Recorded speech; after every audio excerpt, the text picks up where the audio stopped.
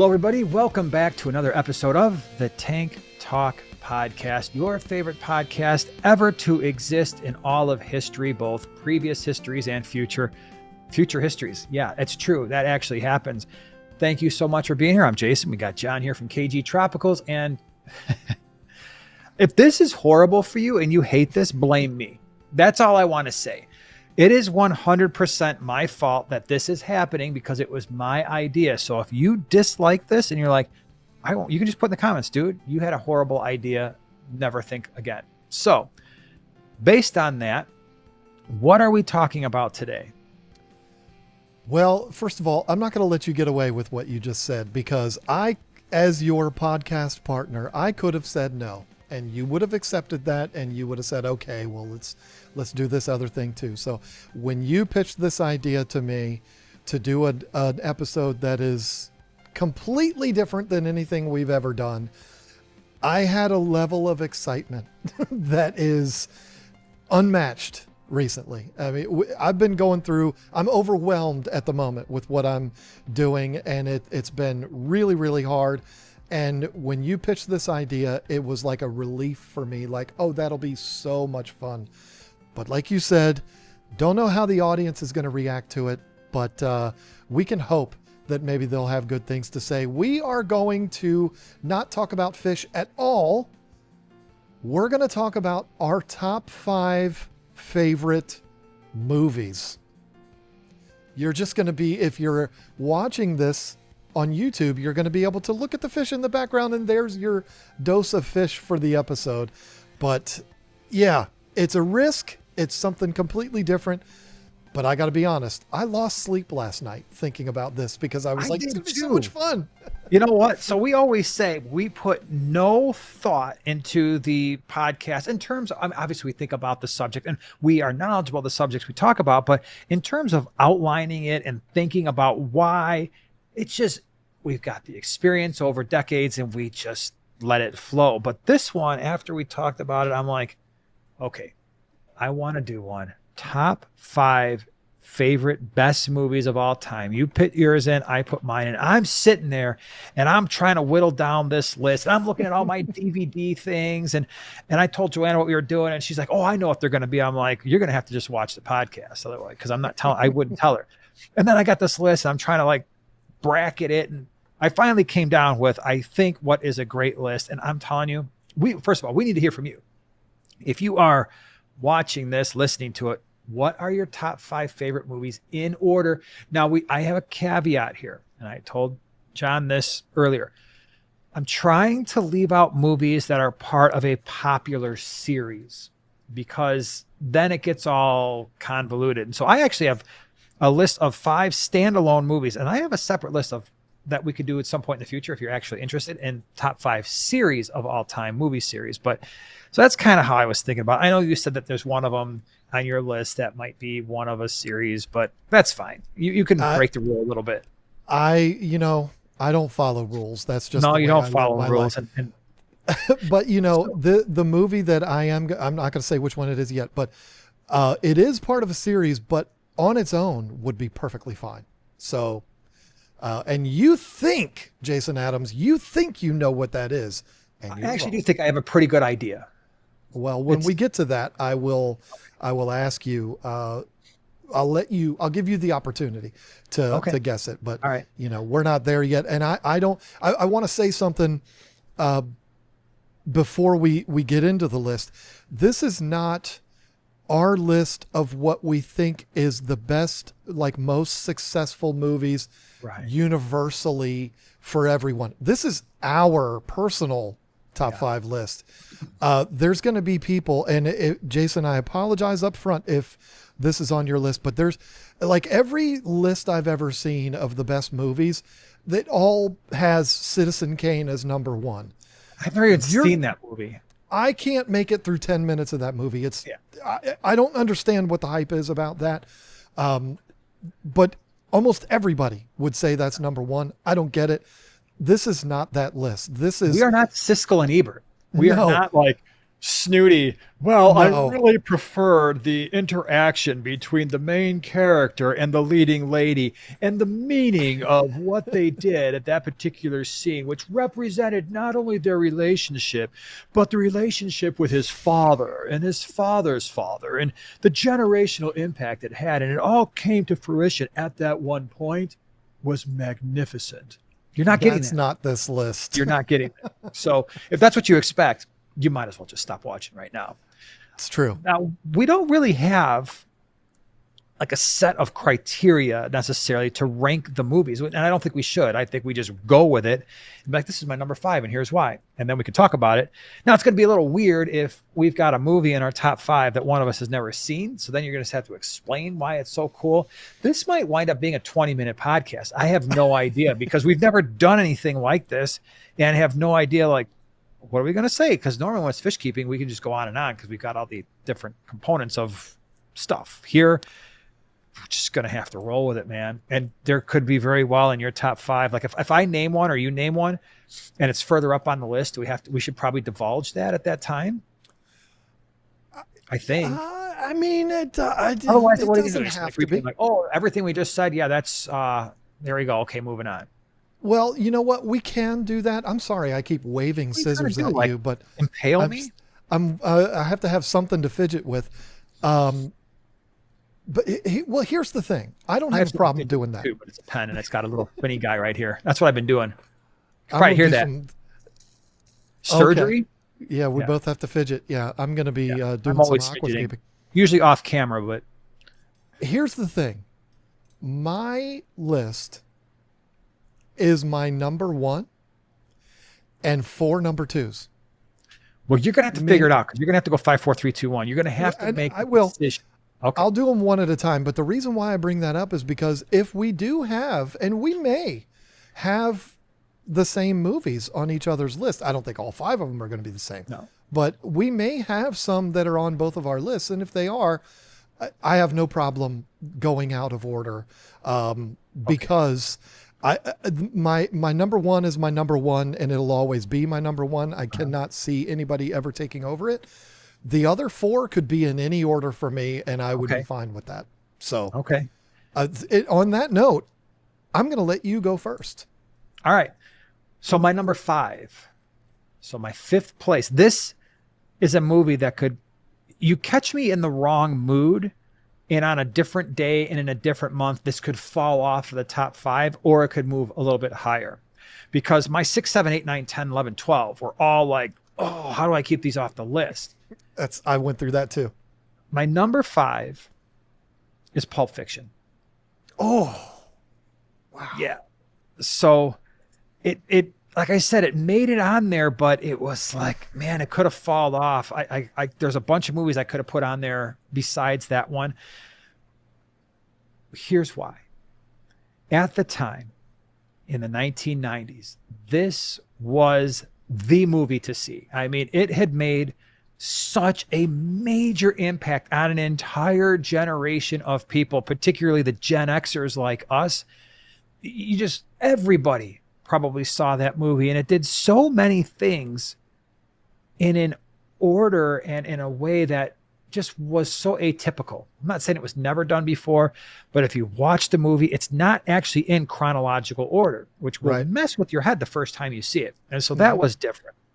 But then think about even the people that were in the movie. I mean, yes, some of them were fairly well known, but they were so out of character compared to what you normally see in a movie that it was mind boggling. Like you had John Travolta, who I don't know if he had actually been in a legit movie for probably 10 or 15 years before that, right? No, he credits Pulp Fiction for completely revitalizing his career. So yeah.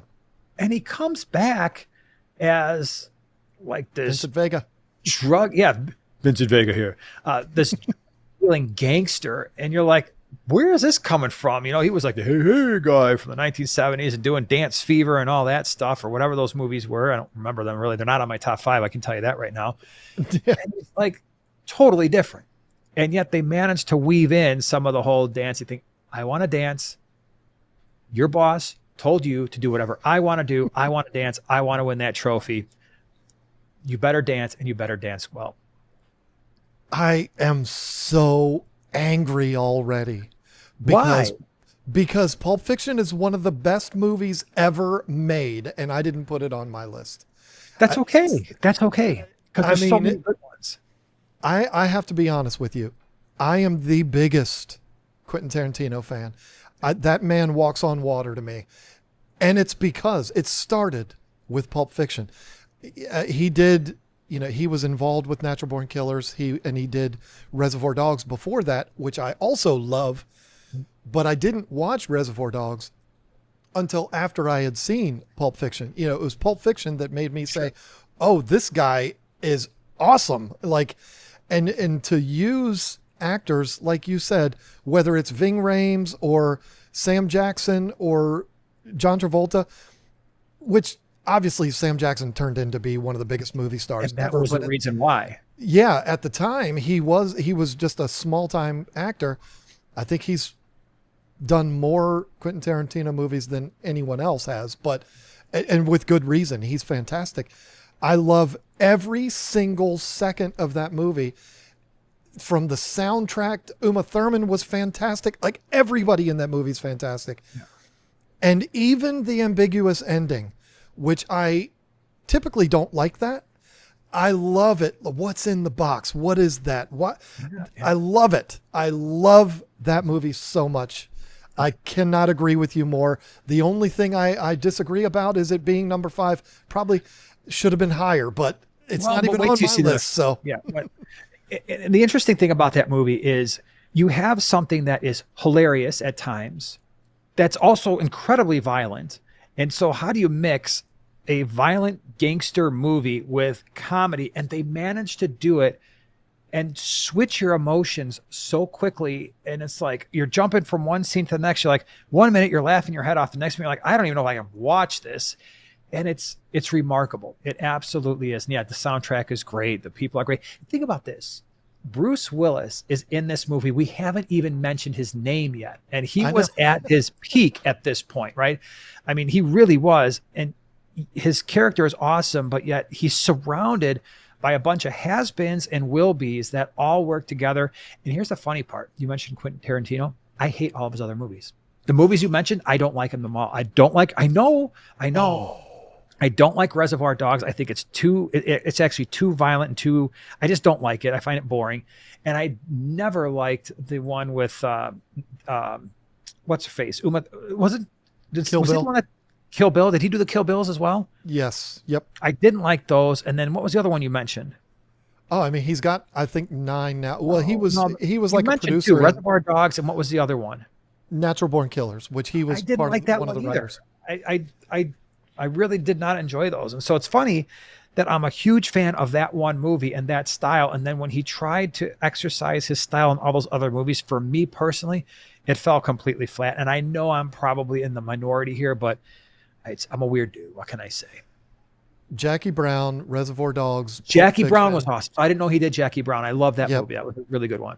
Inglourious Bastards, Didn't like that. Django Unchained, Didn't Once like Upon a that. Time in Hollywood, Nope. The Hateful Eight, Nope. and the Kill Bill 1 and 2. I love all of them. Like, I'm obsessed with Quentin Tarantino. And the cool thing about him, I've watched so many interviews with him. He's a wild man. I mean, he's crazy. To hear him tell the story of casting Bruce Willis for Pulp Fiction, Bruce Willis wanted the part of Vincent Vega. And Right. Bruce Willis was one of the biggest movie stars on the planet at the time. And Quentin was like, oh man, I'm talking about him like he's a friend of mine. He was, on the fence about it because he's got this massive movie star, John McClane, and he wants to be Vincent Vega, but he stuck to his guns and he said, no, this part is for John Travolta. I need Travolta in this. And he suggested, why don't you play the character of Butch? And Bruce Willis agreed to it. Just a fantastic story. I love his style of storytelling. I love the just gratuitous violence and gore and language. And I love that about him. The dialogue king is Quentin Tarantino. The only person that I think could even close to rival him, is going to be the first one on my list as Okay. far as writers of dialogue. But I don't know if you're ready with, if Oh, no, you're bring done it, with bring Pulp it. Fiction yet. Okay. So it's hilarious to me that yours was your put a Quentin Tarantino movie at your number 5, because I struggled not to put his movies on my list, believe me. But I was going to say, in my opinion, the two kings of writing dialogue are Quentin Tarantino and Aaron Sorkin. I am such a huge fan of Aaron Sorkin's writing. Everything that he's ever done, I absolutely love it. It's just, he makes the most engaging, entertaining movies. And I don't think I've ever seen an Aaron Sorkin movie that I haven't loved. I even loved The West Wing, which he wrote. I think he's fantastic. And I could have put probably any of his movies as my number 5. But this one in particular has a cast that could rival, it probably does rival Pulp Fiction, because we're talking about Tom Cruise, Kevin Bacon, Kevin Pollak, Demi Moore, Kiefer Sutherland, Bro. and one of the greatest to ever do it, Jack Nicholson, in probably the best scene that's ever been produced in movies, except for a scene in a movie that I'm going to talk about down the road. I'm talking about A Few Good Men. That's my number 1. So your 5 is my it? 1. Yes. Oh Yeah. man, that's crazy. That's one of those movies, and I could say this about every movie that I have on my list. If that movie's on, you and I talked about it. We're old timers, so there was a time where whatever you're doing, collaborate, listen, and sit down with a brand new invention. Watch it. Is Rob Men. Van Winkle, a hero of mine. I cancel whatever it is I have planned because A Few Good Men is on. Even though it's on streaming, I could watch it anytime I want. And we never flip through channels anymore. But back in the day, if I was flipping through the channels, if I find, it doesn't matter what point of the movie, I'm going to watch it every second of it. I love everything about it. A masterclass in storytelling. And I'm a sucker for a courtroom drama, and I'm a sucker for a Aaron Sorkin courtroom drama. I mean, I love everything about it. I don't care what anybody says. Tom Cruise is one of the best to ever do it. And it could easily be argued Jack Nicholson is one of the best to ever do it, if not the best to ever do it. That scene, the You Can't Handle the Truth scene, I get chills. I could watch that scene, and I have watched that scene on YouTube over and over and over again. Absolutely unbelievable. Now, it's my understanding that scene was done in one take. They nailed it the first time around. And I obviously, it's on my list, number 1, because of everything you just said is absolutely true. There is not a single weak actor, actress in that entire movie. There isn't a wasted line anywhere in that entire movie. It is the relationships between everybody. It's amazing that they can get that level of depth in just a couple of hours, because they knock it out of the park. And I agree with you. The reason why it's number 1 is the performance of Jack Nicholson and Tom Cruise are 2 of the all-time best performances in a movie that I have ever seen. And the interaction between the 2 of them, you just don't see that. And it makes me sad when you have youngsters today who cannot find a movie to go see. And I was telling my students the other day, I'm like, you realize that when I was your age, there was at least something to see every single weekend that you actually really wanted to see, and you have to kind of plan out your month of movie going because you wanted to make sure you caught all the good ones in the course of a month. And now they're like, yeah, we don't really go to the movies. There's nothing really there. I'm like, no, because there's maybe one every couple of years that you want to see. But A Few Good Men is such a dynamic movie when you look at how it unfolds, and you're never sure. There's always that tension there. You're never sure what the stakes are so high, and they keep building throughout. And the relationships are getting stronger between Tom Cruise and Demi Moore. And then I don't remember the side, who's his other lawyer? Oh my gosh, why am I blanking? Weinberg. Yeah, Weinberg. Lieutenant Weinberg. Yeah, yeah. Or no. Are you talking about the prosecutor? Yeah, Weinberg. No, I'm talking about Weinberg. Yeah, and their Weinberg is the assistant of Tom Cruise. Yep. Even their relationship at times is strained because of how they perceive the defendants right? And so everybody's got a Oh different yeah, view yeah, of the yeah. defendants, right? So there's just so many layers. And then you've got the layer between Tom Cruise and Kevin Bacon because they're clearly friends. Mhm. And you can tell throughout the movie that Kevin Bacon struggles with this idea of having to defend a bunch of people that are Marines just like he is, and really in an indefensible way. And it's just, man. Kevin Bacon, Lisa and I argued about this the other day.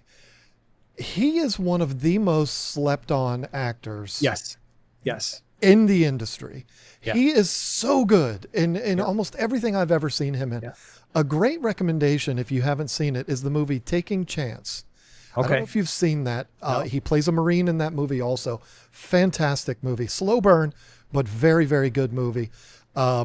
But he's good in everything. Stir of Yeah. Echoes. Stir of Echoes. I love him Apollo so much. 13. Yeah. Yes. Yep. Yep. Yeah. There's no doubt about it. I mean, yeah, that is an outstanding movie. And I'm telling you, for people listening, we're going to obviously go through a number of movies. That is in my opinion, that is the movie to see if you've never seen it. And you will not be disappointed. I've never heard somebody watch that movie and be like, nah, I've never. Yeah, it's okay. No. Yeah. No Like, what do way. you mean it's okay? So, yeah, great movie. That movie was released the year I graduated from high school, 1992. That Okay, movie's so been year out after, yeah, for me. because you're so much more of a senior citizen than I am. It holds up beautifully today. They could release that movie in 2025, and obviously everybody's way older now, and unfortunately some of them have passed away, but like it holds up today as if it was a movie that was made in 2025. So Yep. it could have made it to my top, but my top movie I don't think will ever change. But I yeah, pretty much watch that movie once every couple of months. Like so in our bedroom, we have a TV, we have a DVD player, and there's a stack of DVDs on top of that I just kind of rotate through. I call it my top 15 or whatever, and I'll just kind of rotate them through. And every once in a while I'll bring one in from, downstairs, but that is one probably every couple months. Usually Joanna doesn't want to watch it because emotionally she gets all wrapped up in movies. And so when I know she's like, oh, she's editing a video or something, I'm like, okay, now it's my time to watch A Few Good Men. And I will do that. So, and I never get sick of it. I've probably seen that movie, no joke, over 100 times, easily over 100 times. Like I said, it could have easily ended up at my number one, and every single person in that movie, nobody phoned it in. Everybody performed amazing. And I don't care what anybody says, Tom Cruise is one of the biggest movie stars that's ever been. Yes. So Joanna hates him. And I'm like, Lisa I don't does care if too. it's not cool. I'm like, I think he does overall an incredibly good job in almost every movie I've ever seen him in, whether it's Interview with a Vampire, there's a million, all the Mission Impossibles I thought he was really good in. So the movie's Top Gun was kind of cheesy, the first one, but still, I mean, it kind of put him on the map, I'm going to let you move on to your number 4, but I just have to tell you, full transparency, I'm the biggest Tom Cruise fan ever and a massive Brad Pitt fan. Me too. Interview with a Vampire, the only movie in the history of my 51 years that I ever walked out of. Really? Yep, I couldn't stand it. Yeah, I love Tom Cruise. Yeah. I love Tom Cruise. I love Brad Pitt. I'm a huge Brad Pitt fan. He's not in any of the movies on my list, but I love that guy.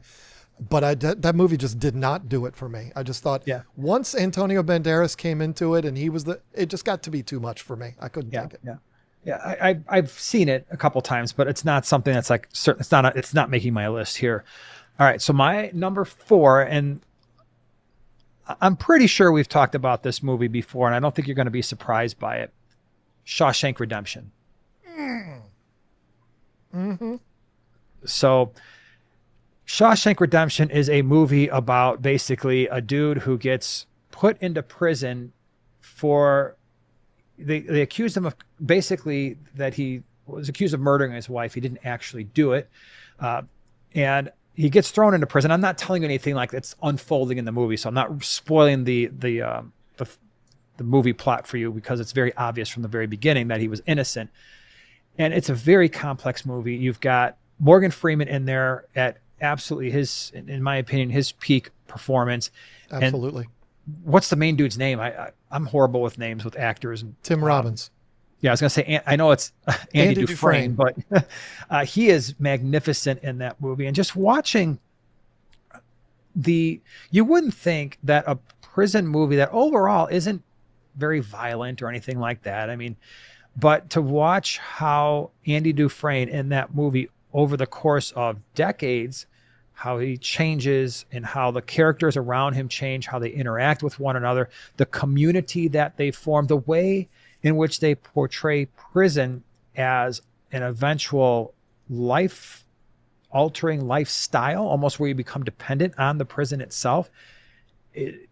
It's remarkable. It's such a good story because there's so many layers to it. How he interacts with the warden and all the security guards and the twists that happen. That's one where we cannot talk about the end. We cannot talk about Right. that because we would spoil that. It is something where you're like, what just happened here? Holy cow, man, that's crazy. So absolutely wonderful movie.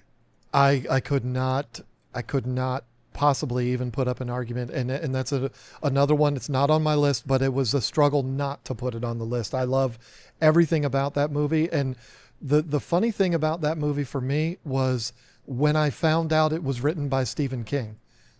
Really? So I don't know those things. I just watch the movies and enjoy them. Joanna gets all into what happened to this actor? How did this scene happen? Who directed it? Who wrote it? I don't care about that. I just watch it, enjoy it. I didn't even remember the main character. I mean, I knew it was Andy Dufresne, but I didn't even remember it was Tom Robbins or whatever you said. Tim Robbins, yeah. Tim Robbins. That is his name, right? Tim Robbins. I I'm pretty think sure so.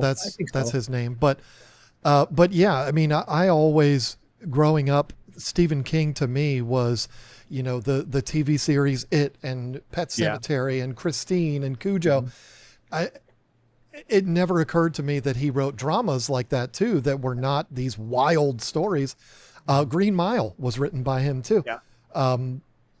So apparently he likes writing movies about prisons, or novels. Stephen King is a wacko, and that's what makes him brilliant. Yeah. But that was a huge surprise to me. But when I saw that movie for the first time, I had never heard of Morgan Freeman. Of course, he's a legend, and I know that now. But at the time, I'd never heard of him, and he had a huge, he's the guy in that movie as far as I'm concerned. He's the reason to watch it. Absolutely amazing. And he became, because of that movie, somebody that I would watch anything that has him in it. Yep. Because I'm such a big fan of him. So yeah, I mean, it's like a 2.5 or 3 hour long movie, but you wouldn't know it. It's one of the most entertaining. And, there's also some very, very sad moments in that. I don't want to spoil anything, but yeah, there's some heartbreaking moments in that movie too.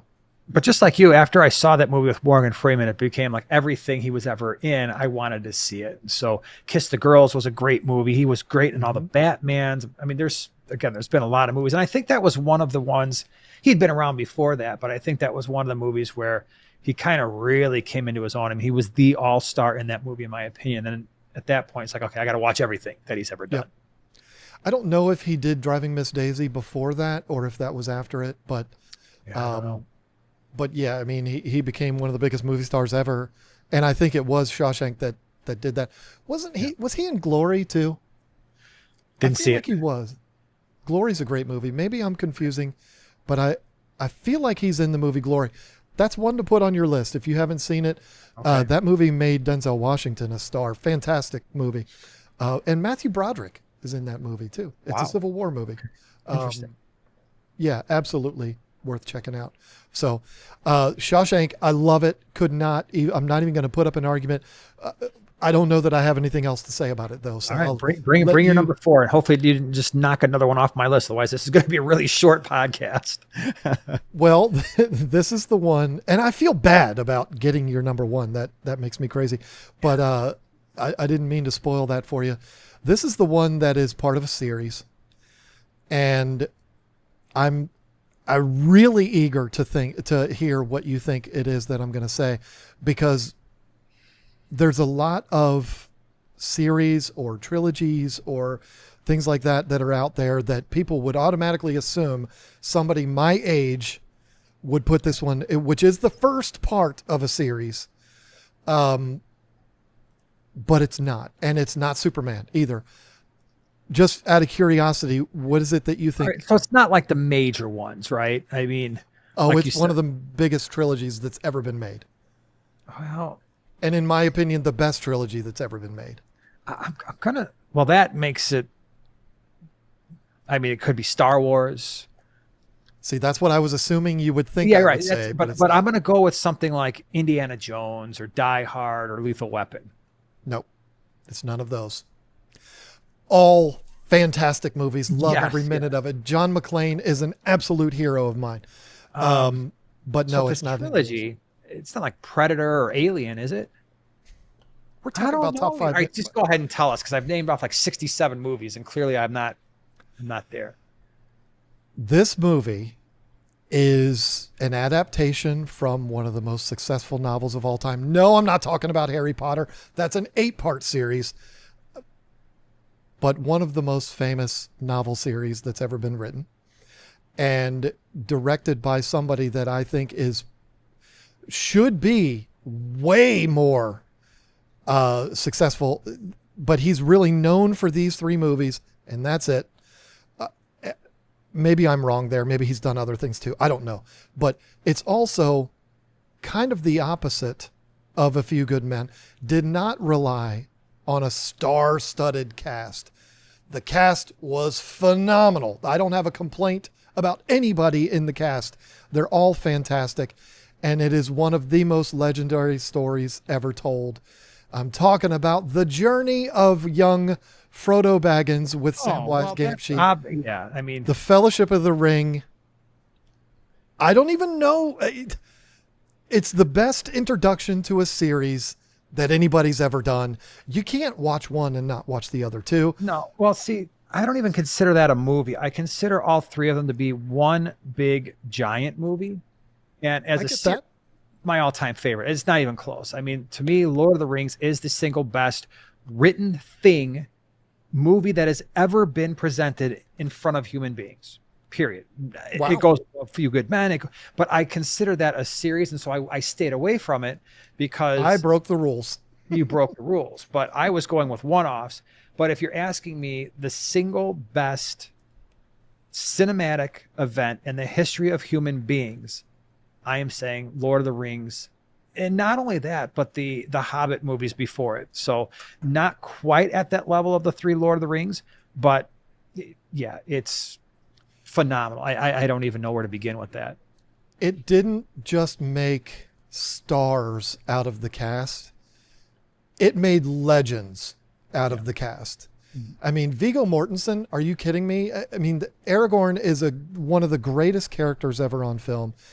And I'm an Aragorn guy. I'm an Aragorn guy and a Samwise Gamgee guy. I almost went to an event that was 3 hours away because why am I drawing a blank on his name now? Oh my God. Played Samwise. Played Mikey on Goonies. Sean Astin. I almost went to this event because he was going to be there and I wanted to meet him. Not because he played Mikey Walsh on Goonies or Rudy or anything like that, but because he played Samwise Gamgee. I love that character so much.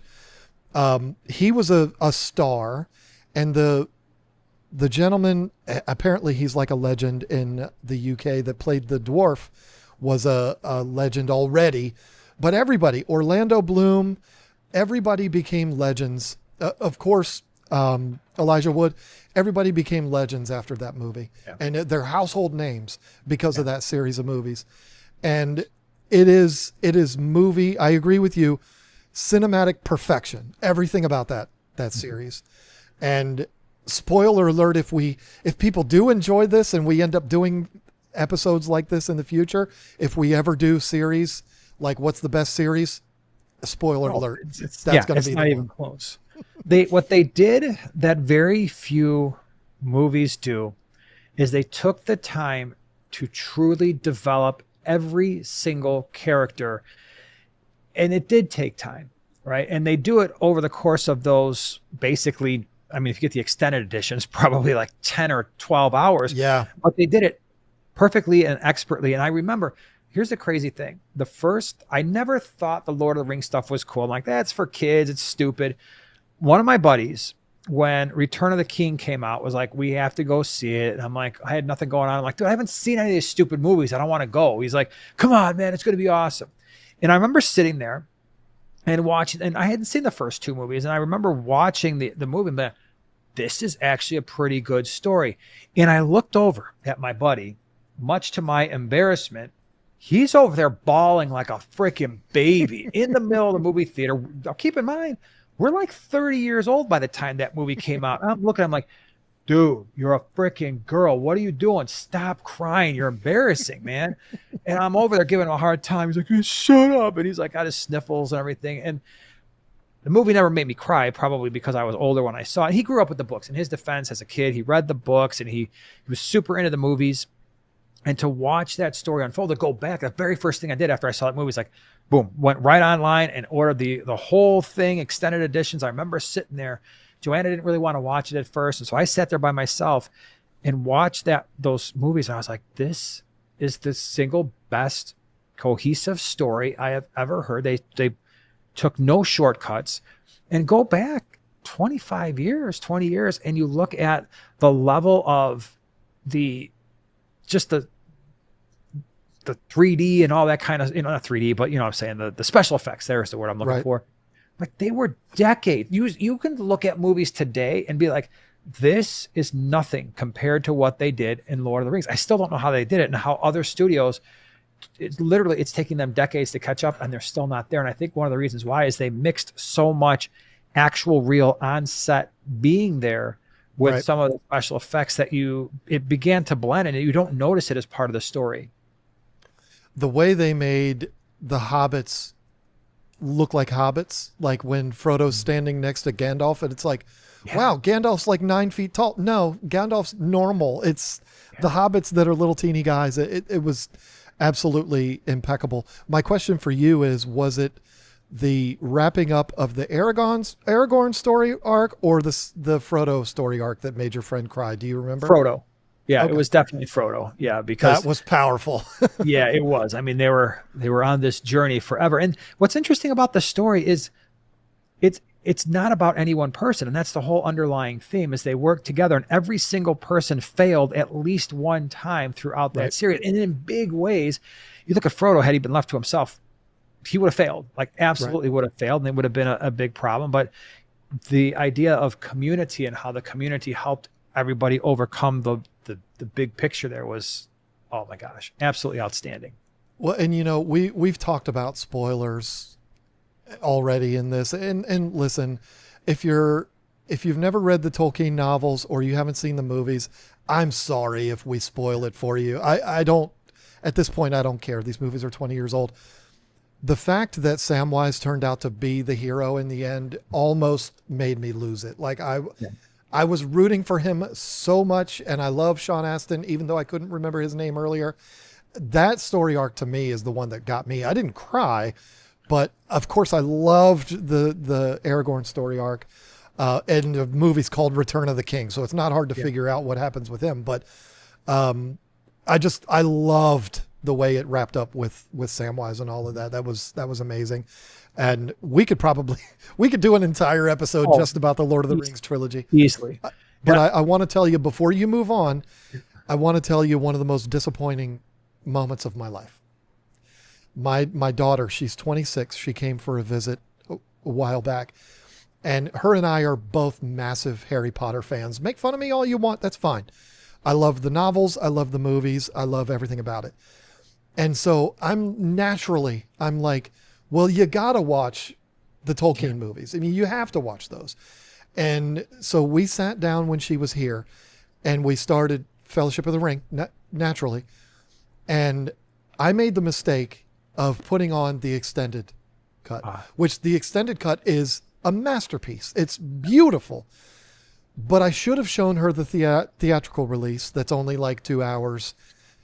She got bored to death and we didn't even finish it. I've never been so disappointed in my life. I wanted her so bad to like it, but it wasn't for her. So it's not for everybody, but I think it is the best piece of cinema that's ever been made as a trilogy. Yep. It's beyond compare. Yeah. And what I love too is, and some people disagree, but I think The Hobbit the three Hobbit movies had the exact same feel. I didn't get as connected to many of the characters as I did with Lord of the Rings, but the cinematography, everything has got, they really made it seem like it was a seamless thing. Like it was all, sometimes you get prequels or you get these other movies that when they start doing all the different sequels and stuff, and like, okay, the feel's not the same, but they did a great job of giving you the same world, and Yep. yeah, that was pretty awesome too. I'm very disappointed in I didn't even watch it because it's just, a lot of people say it's just garbage. They had a golden opportunity to take the time of Sauron, make it a 3-part movie like they did with The Hobbit, like they did with Lord of the Rings, really dig deep, give you that cinematic just awesomeness. And instead they try to make a stupid TV show out of it, destroy everything. And I'm like, you literally killed the golden goose. You have to be so moronic to ruin that it's just beyond words. It's beyond I haven't watched that either, and I have fear that they're going to be doing the exact same thing with the Harry Potter series. Yeah. Even though the Harry Potter series is a complete retelling of the same story, and Rings of Power was a different, adapting something else. I didn't even make it through 10 minutes of the first episode of that series, and I was like, this is not Peter Jackson. This is not for me. No. There is a rumor, though. I don't know if you saw this. I did. And it was kind of, in my opinion, verified at the fact that Elijah Wood showed up at this random couple's wedding at Hobbiton. They're talking about bringing it back. And even Gandalf said he was coming back. His name is. And that was to go back to the time of Sauron, I believe, right? Or just after that? I don't know what it is that they're doing, but to me, you get that right. You get those 3 movies right, the time of Sauron, you've got $4 billion series on your hands. Sure. If they do it right. If they do what they did with Lord of the Rings, that's a $4 to $5 billion series, and they squandered it on a stupid TV show that was poorly done. If they fix that, because not many people watch it anyway, except the super diehards that were disappointed. But you get that back into a theatrical release, I agree. limitless. I hope they do it. I'm excited. What's your next one? I'm on number 3. My number 3, I would be surprised if this is anywhere near your top 5. Like I would be surprised if you even considered it, although you should have. You were wrong for not considering it, even though you might have. Primal Fear is my number 3 all time. So, that's so good. Yeah. So Primal Fear, for those of you who don't know, we're back in the courtroom again. And in my brain, I'm always comparing Primal Fear to A Few Good Men. And so on one hand, you've got Tom Cruise, and Primal Fear, you've got Richard Gere, who normally I hate. Love him in this movie. I don't think he's as good as Tom Cruise in A Few Good Men, but I think he's very, very solid. But we talked about Jack Nicholson as being perhaps Jack Nicholson and Tom Cruise together were the single greatest performance in a movie. Ed Norton in Primal might be my favorite individual performance of any movie that I've seen. We cannot talk about the ending because it would ruin the entire movie, but that is a must-see movie, Primal Fear, Ed Norton. It's got Richard Gere. Who else is in that movie? Does it matter who else is in it? Those two are so good. It is... The movie itself is normally when I watch a movie and it's got a weird twist at the end, once I know what that weird twist is, I never watch that movie again. So I'm like, well, I know what's going to happen. But because that story is so good, and to me, it's very close to A Few Good Men, the interactions, the way Ed Norton portrays his character, it's a must-see, in my opinion.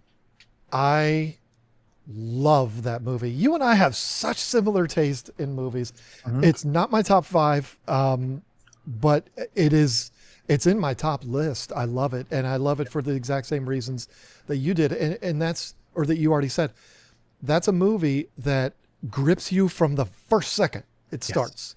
Yes. That first scene is like, oh man, what am I in for? Yeah. And I agree. Ed Norton, he's so good in that. And I could argue that some other performances would rival his, but he is so good in that. It is the most unanticipated twist at the end. Like, I mean, when I saw it for the first time, that came out of nowhere for me. Yep. And he did so good with that. The way they revealed that twist. Unbelievable. And I don't know if I agree about disliking Richard Gere. I liked An Officer and a Gentleman. I like Pretty Woman. Things that I've seen him in, I liked. But this was his swan song, as far as I'm concerned. He was really good in it. I don't remember. Was Primal Fear after or before American History X for Ed Norton? I think it was before, because I think Primal Fear was his first big studio movie. Was it? I mean, because that was another one where I don't know if I've ever seen a movie with him in it that I disliked. Even, when I agree. I still contend that Marvel should have given Ed Norton whatever it took to be the Incredible Hulk. He was the story for when he was in Incredible Hulk wasn't the best story. And I know that probably frustrated him. And I've heard from a million people in Hollywood that he is one of the most difficult actors to work with, bar none.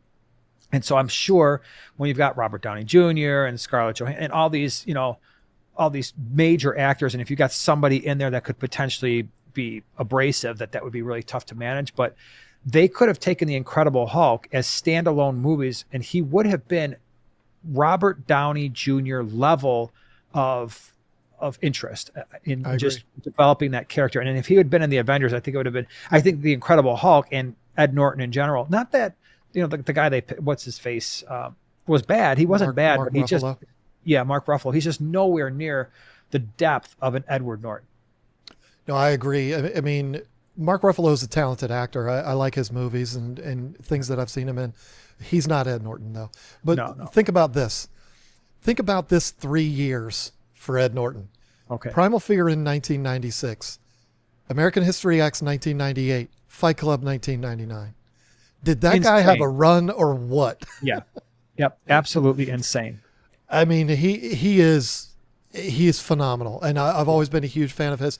Another movie with him, why is the name escaping me? Him and De Niro. I think it's called The Score. Oh, yeah. They were cops. No. He plays a scam artist, and he plays a mentally challenged young man, and then again with the twist. Not the one with Robert De Niro. Are you sure? Yeah, it didn't get the notoriety of all of his other movies, but I remember seeing it and I thought I know there was a scam involved, but I thought they were cops. No, they're like, it's almost like the same character De Niro played in Heat. They do heists, they rob people and all of that kind of stuff. Maybe they weren't cops. Maybe they're just getting chased by the cops. Yeah, there was a lot of cops in the movie, but that would have been 2001. So 2 years after Fight Club. He's phenomenal in that too. And that was when De Niro was in his prime before he lost his mind. Huge Ed Norton fan. He's one of those guys like Leo DiCaprio for me that I will go see a movie just because he's in it. Love Ed Norton. And he was in something recently that I don't remember what it was, but I remember seeing him in something recently and I was like, oh, I didn't even know he was in that. But anyway, I'm on his IMDb right now and I'll be able to tell you. It was, he was in A Complete Unknown, which was good, but that's not the one I was thinking of. I don't know. I don't want to take all day trying to get to that, but yeah, huge Ed Norton fan, huge Primal Fear fan. So well done there. Good choice. All right. What do you got for I guess that'd be number 3 for you? Yes. And this is so tough to put these 3 in order. This is another one that I'm afraid is on your list. Okay. And if it is, I'm going to be really sad because it's going to show that you and I are very similar in our taste of movies. I know you're a fan of this movie because your wife told me. These next 2 movies that I'm going to talk about involve what I believe should be a masterclass in anyone that is picking up the art of acting. They should look at these 2 performances and say, that's as good as it gets.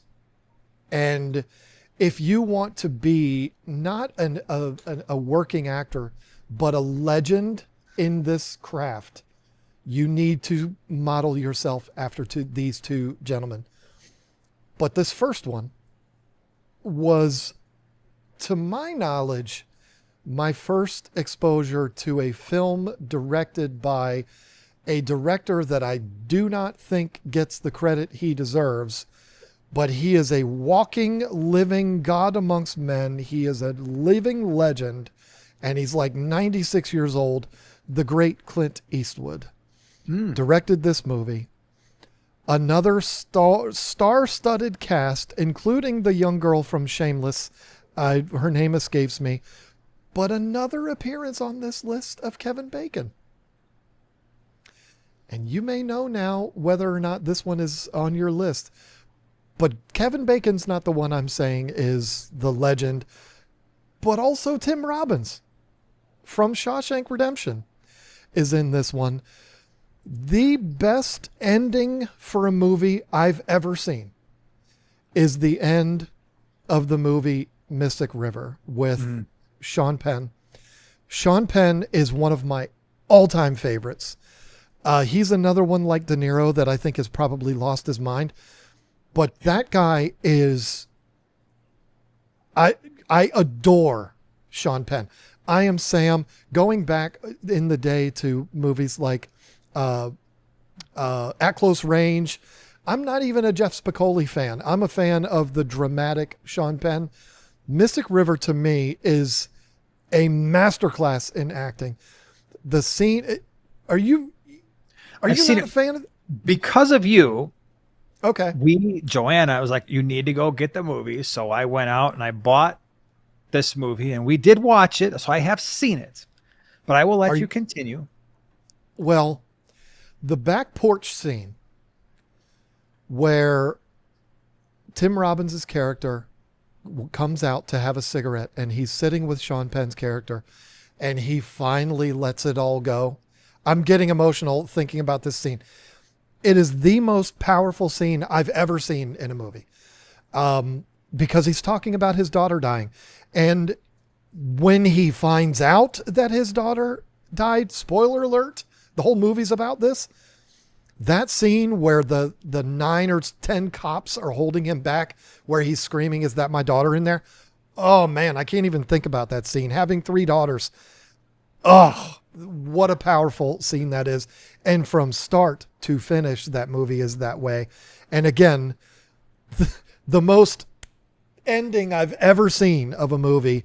Fantastic start to finish. Love it. Everybody performs immaculately. Love every second of that movie. So I agree with you. The movie was exceptionally well done. Everybody, I mean, here's why I would never watch that movie again. Oh no. The reason is not because it's a poorly done movie or that it's a bad movie. It's that there are certain movies that take so much out of you emotionally and leave you so emotionally wasted at the end that it's not enjoyable. Now, for some people, that's okay. For me, we've talked about a lot of really good performances, but the movies that I'm listing here are not movies where when you leave it, you are gutted. Like you are truly gutted. And that movie does that. It's not that it's a bad movie. It's a great movie. And I totally understand why you love it. It's just, I watched that movie. Joanna watched it. I'm like, I will never watch this again. And it's not because it was overly graphic. It wasn't like sick or twisted or anything like that. It was just because I think they do such a good job of showing the emotion. Sean Penn and Andy Dufresne is in that movie, whatever his real name is. Tim Robbins. Kevin Bacon. I mean, because they are able to illustrate the emotion and so well, you get caught up in it and you're like, all right, this is it. I'm not doing this again. But it is, be forewarned, it is from pretty much the beginning of that movie, it hurt. It's a hurtful experience. Like it's hard. It will get you. Especially if you have daughters. I mean, it is brutal. If you have kids from the beginning, if you just have kids in general, it's tough to watch. I mean, I remember it is. So I gave the movie to some friends of ours and I'm like, hey, if you want to check it out, check it out. I probably won't watch it again, but I'm like, just, hey, it's definitely it's going to be an emotional movie. And the one of the wife said, you know what? I talked to my mother-in-law and she explained it to me. She's like, I'm not watching this. I cannot watch a movie like that. And I'm like, I understand. get it. Yep. I totally understand that. Believe me. So, yeah, if you want to see it, you just have to be ready to be. You're not getting in that movie just like, oh, okay, whatever, and then just walk away from it. It's going to stick with you for a while. I mean, just it's not really spoiling anything. It's in the trailer of the movie, so I'm not spoiling it. But obviously, the movie is about Sean Penn and his daughter, who is, I think, like 19 or 20 in the movie, dies. She's murdered, and you believe him. That to me is, you believed that A Few Good Men, Nathan Jessup, was a real colonel in the Marine Corps. You believe in this movie that Sean Penn is a man that's had a troubled life and lost his daughter. Like, you believe it. And that to me is a sign of a true actor, like a master at his craft. Tom Hanks performing as Forrest Gump, you believe that he has those restrictions. You believe that he's a challenged individual like that. That to me is the epitome of somebody that's excellent at what they do. And I think Sean Penn, along with Jack Nicholson and others, somebody we're going to talk about in a minute, I think he's one of the best to ever do it. And I think he's slept on. Jack Nicholson is like on everybody's list of best actors. Why Sean Penn isn't on there is baffling to me. I think I don't like Sean Penn. Other than that, I appreciated what he did in that movie, but I generally do not like his movies. I don't know. I'm sure I've seen other ones. It's like, nah. So I'm just not a big fan of him. Maybe it's because, like you said, he's lost his brain a little bit in the last 10 years or so. But it's a good movie though. It's a good one. Yeah, and introduced me to Clint Eastwood, the director, and I am a massive fan of Clint Eastwood, the director, even though he directed one of my least favorite movies of all time, which hopefully isn't on your list. But anyway. No, it's not. Because I've only got one more because I already did my number one. That's so this true. will be my number two. And man, I'm leaving out one that is so difficult to leave out right now in my top five by doing this. But you mentioned already Fight Club is my number two. Okay. And I absolutely, again, that was another movie like Pulp Fiction that was the movie of its era. I mean, everybody saw that movie. The ending is, we can't talk about the ending. It's Ed Norton, it's Brad Pitt, who I absolutely love those two. Me too. And I know that, like, for a guy like, oh, Brad Pitt's awesome. I just saw F1. He was very good in that movie. There is not a Brad Pitt movie that I've seen, even the one where he was, Meet Joe Black. I love that movie. And people are like, that's the slowest movie ever. I'm like, no, it was awesome. So I can't recall ever seeing a Brad Pitt movie that I didn't thoroughly enjoy. And that interaction between two of my all-time favorite actors was remarkable. And you watch that unfold because it's so much more. A lot of people are like, oh, Fight Club, right? You got some guys were fighting. Oh, okay, it's just this dude movie.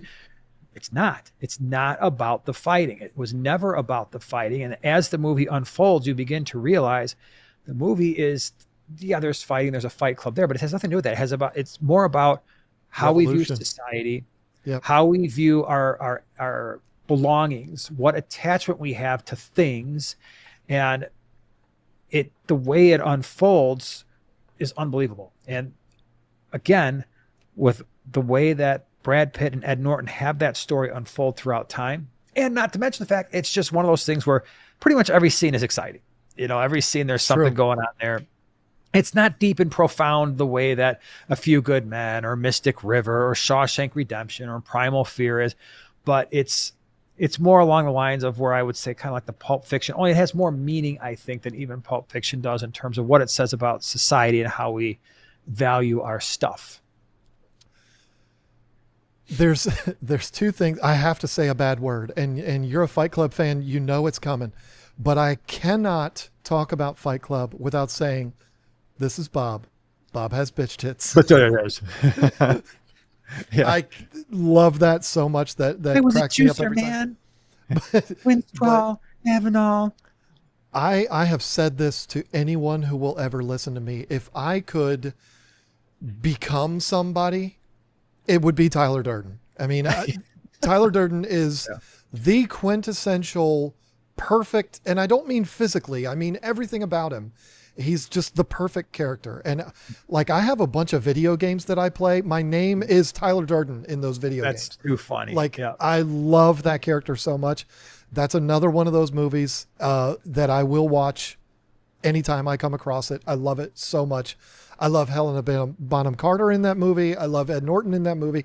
Everybody in that movie is fantastic. And a brief appearance from Jared Leto. I don't know if you're a fan of him, but he's even in that. Yeah. He's the one that gets the ever-loving snot beat out of him and winds up with some issues. He's not there. so pretty anymore after he gets What's handled. funny about that movie, I think what's underappreciated about a movie that's called Fight Club is it's almost poetic. The lines that are spoken, it's almost like one big giant poem. And you're like, when you talk about the writing of a lot of these movies, there's a lot of meaning in the character development. And here there's a lot of character development as well. But there's this extra layer of, oh my gosh, that was actually both funny and informative somehow, Yes. So good. I mean, I'm with you on that. With my top 5, it would be really difficult for me to take one off and put Fight Club on. So I can't say it's top 5, but big fan of that movie for sure. I'm with you. And also equally as big a Brad Pitt fan. Yeah. And let me just tell you, I know you said you're not a fan of Quentin Tarantino, but watch the movie Inglourious Bastards. I've seen it, which is so weird because it's got Brad Pitt, but it's actually one of my least favorite Brad Pitt movies. I just didn't like Aldo Rain. I love that character. He's so good. Well, that's disappointing. But anyway. So, okay. This next one for me, my number 2. Stars. I know I've said this a few times, but in my opinion, it's not even up for debate. The best actor that has ever acted in the history of acting. And there's nobody that's even close. And the funny thing is, he's only done like 7 movies.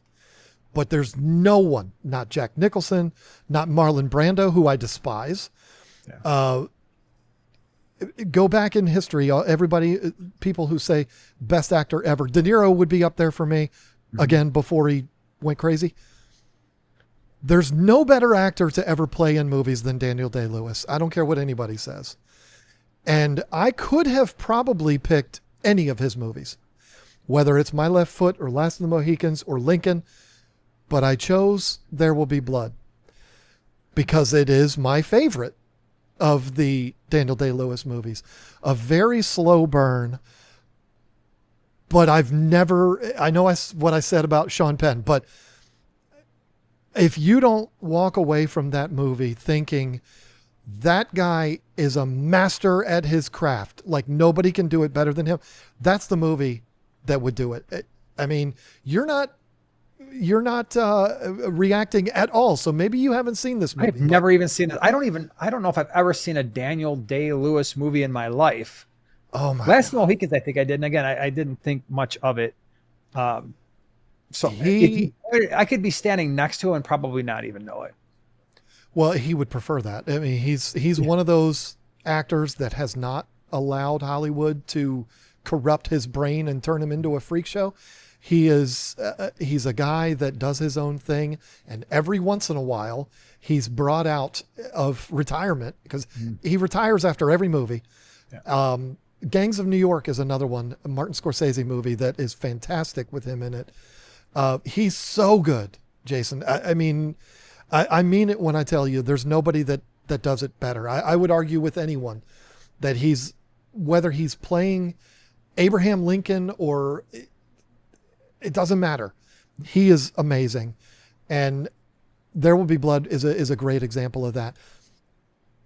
Just based on what we've talked about today, I don't know if it's your kind of movie, but he plays an oil baron, basically, that goes and builds wells and basically robs the towns blind of all of their money. Paul Dano is in the movie with him, who plays kind of the rival. If you don't know Paul Dano, why am I saying his name wrong?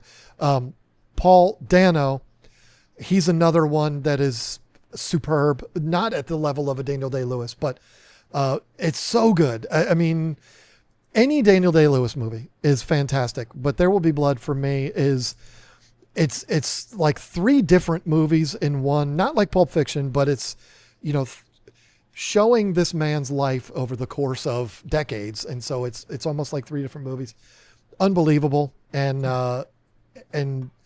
there's yeah, he's fantastic. And on the topic of Paul Dano, there is one other movie that is an honorable mention for me, who he also stars in, but we can talk about that if we get to an honorable mentions. But There Will Be Blood, you have to watch it. Put that on your list. Am I going to like watch this once, like Mystic River, and be like, I can't watch this again? It's not a punch in the gut like Mystic River is. No. Okay. But it is a powerful, a very, very slow burn, dialogue heavy. Like, you appreciate this movie because of the superb acting that's in this movie. Okay. Mainly by Daniel Day-Lewis. I cannot sing that man's praises more than I am now. I mean, he's the best. He's the best that's ever done it. Okay. And also put Gangs of New York on that list too. Right. He's fantastic. You've got me really concerned about your number one, because there are some people's number ones, which would actually be probably my least favorite movie of all time. So I'm very curious to hear if you are one of the people who thinks your number one is possibly the worst movie I've ever seen in my life. If my number one is your least favorite movie of all time, I don't think there will be anything that has ever disappointed me more. But you're thinking of movies that I would agree with you on, that everybody puts at their top of the list, and I don't understand it. No, not everybody. There is a select group of people that do, and I, for the life of me, have no idea why. The one that pops into my mind, this is not my number one movie, nor would this movie even make it in probably my top 100, Scarface. So many people put Scarface at number one.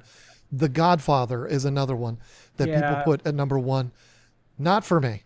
I don't hate The Godfather. I could care less about Scarface. It's never really done it for me. But my number one is along those lines.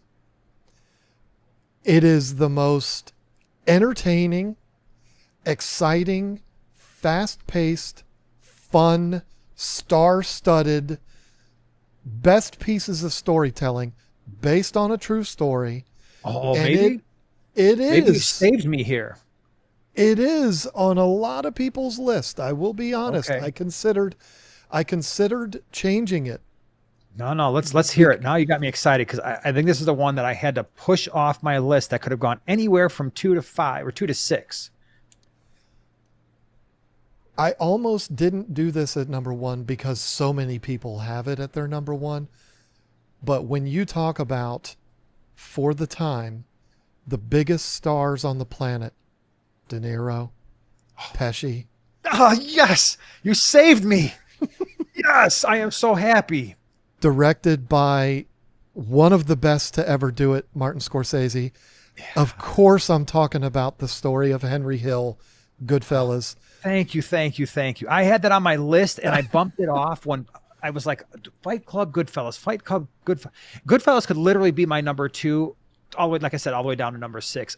I love that. All right, go ahead. It was on your list. I mean, listen, what can I say about it? It is, and I mean, how could I not mention Ray Liotta? I mean, he's the star of the movie, but that everybody in that movie, including Joe Pesci, who was a big star, this is them at their absolute prime. Yep. Joe Pesci's great. Raging Bull, everything he's done, he's great. But he's not as good as he is as Tommy on Goodfellas. I mean, Tommy, yeah.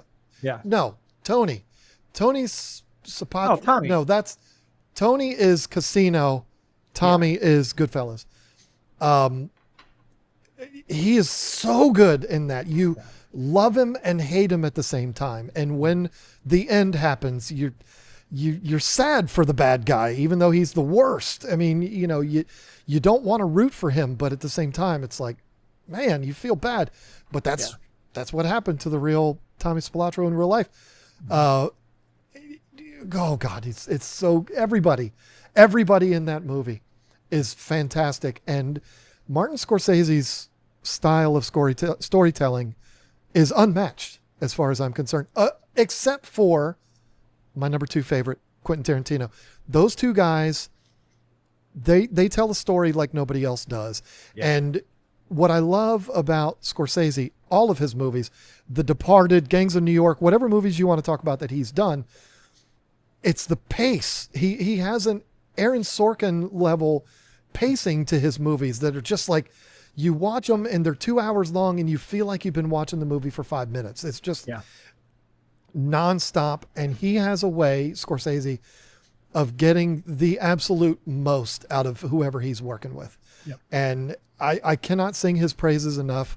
Goodfellas will be always my number one. I can't imagine another movie taking its place. If it does, I can't wait to see that movie because it's hard to top that. I mean, Goodfellas is absolute best of the best. Yeah, I am so happy that was on your list because I was actually sad that it bumped off of my top 5. Like I said, at one point I had it as high as number 2. So, and like I said at the very beginning, you ask me on a different day, A Few Good Men will never change for me. But 2, 3, 4, 5, and now Goodfellas, which is 6 currently, could flip and turn. You mentioned at the beginning, you had number 1 and then you had 4 number 2s, right? That's kind of how I look at this as well. I love that movie from the first time I saw it. And I probably saw it when I was, I don't know, whenever it first came out. It was probably the late 80s, early 90s, somewhere in there. It was, I got the IMDb, 1990. Yeah. So I was in high school, and that's another one. So I talk about my stack of DVDs. Goodfellas is on there, A Few Good Men, and Primal Fear. Believe it or not, Shawshank Redemption, Pulp Fiction, and Fight Club are not, just because I have to be in the right frame of mind to watch those. But these other ones, Goodfellas is a movie where it comes on, you're done. You're stopping whatever you do to watch that movie. And every single character, for those who don't know, it's a mob movie, but it is the like you said, the pacing is perfect. There is some violence there, but it's not grotesque, and the point of the movie is not violence like in some other mob movies. But you get to watch, especially Henry Hill, Ray Liotta's character, literally develop from the time he's a child all the way till essentially the end of his mob career. And it's always fun for me watching like the background. You go from the 50s into the 60s, into the 70s, into the 80s, and you watch the cars change and the hairstyles change, but you watch the characters develop. And it's sad watching how they almost disintegrate over time, right? But it's also super entertaining. And what's really interesting is like even Joe Pesci's mom is actually his mom in that movie. She does it makes it feel so natural because you could I didn't know that for many, many years, but I think that interaction, I'm sorry. I'm sorry to interrupt you. I think you're wrong. Isn't Joe Pesci's mom? I think it's Martin Scorsese's mother. Oh, Martin Scorsese's mom. Yeah. But she's not an actor from what I understand, or she was, but she's not, but I think that she is she's the mom of somebody. But the point is bringing in a person who's not inherently an actor. It gave a very natural feel to those scenes when she was in it. I'm looking through the IMDb right now, and realizing my mistake too. Tony Spilotro is the casino character, not the Goodfellas character. But everything else I said was true. When it happens at the end, it's kind of sad. But I think I'm right about this. The old lady that plays his mother is Scorsese's mother, not Pesci, but it could be. I'm going to try to find out here. But I don't remember exactly. But the whole point is that every single character in that movie does such a good job, and even the minor characters in there just fit right in. They're very believable, and the fact that it's, I don't know how closely related it is to the actual true story, but it's definitely you have to, if you haven't seen these movies that we're talking about, they're worth it. They're absolutely worth the time because they're awesome. I completely agree. And I've actually, Henry Hill was a guest on Howard Stern many times way back in the day. He was a regular on that show, again, before Howard lost his mind. And he would tell stories that were very similar to what happened in that movie. So, and I had heard him say a few times, some of the stuff was dramatized a little bit, but it was very accurate is what he said. And I can't find it. If I'm wrong, then I'm wrong. It is, here's what we know. The mother of Joe Pesci in that movie is either Scorsese's mother or Joe Pesci's mother. I don't know, but I loved her. She was awesome. And I agree with what you said. Everyone in that movie is so good. Paul Sorvino. I mean, it's so deep, the cast. And the soundtrack, forget about it. It's so good. Lorraine Bracco is another one. You could go on and on and on. I love every single second of that movie. And it's one of those, I could watch it right now and be just as entertained as the first time. For sure. Without a doubt. So good. Yep. Yeah. So we have, I think, collectively an amazing list of movies that people need to see. And so now the movies that fish keepers watch. And if it's something you like, great, let us know. Again, we want to know your top 5 as well. Leave that down in order, 5, 4, 3, 2, 1. Your top 5 favorite movies. We could do this something like this again at some point in the future. We need to know that too, just because we don't want to waste, if it's like, dude, stay in your lane, bro. We don't want to hear this stuff. We're not going to do this every single week, but we just thought it'd be fun. Take a fish keeping vacation for a week, talk about something a little bit different. And I don't know if you got anything else to add, but I'm just wanted wiped out talking about my movies. I mean, I'm more emotionally wiped out now talking about this than usually when we are about fish. So I know, isn't that crazy? No, I just wanted to add to what you said before. This is the most fun I've ever had doing this podcast. I know that sounds crazy, but I've been talking about fish for 14 years on YouTube, and so to be able to do something that's outside of the box, it was so much fun for me. And I loved how, except for one movie, our lists were very different. It was a lot of fun. I'm really, really curious to hear what the audience thinks. Do you mind us stepping outside of the box a little bit? Because Jason and I can debate TV shows, music. We can cars. Oh no. He'll lose that battle. But no, we can debate cars. We can do it. Motorcycles, you name it. If there is something existing on Earth, we can debate it. So. And it would be so much fun. I think this is a nice little departure from what we do. I don't dislike what I do for a living. I'm the luckiest guy alive. But it is nice to have a conversation with a good friend about something outside the box. I love it. Absolutely. So love to get your feedback on that. Yep. Well, everybody, thanks for being here. Go watch all these good movies that we've given you, and we want a full report. Which one was your favorite out of the ones we mentioned? We'll be back same time, same place next week. I promise we will be talking about fish next week. Have a great week, everyone. And whose list is better? We should get Love your that. opinion on that too. Yep.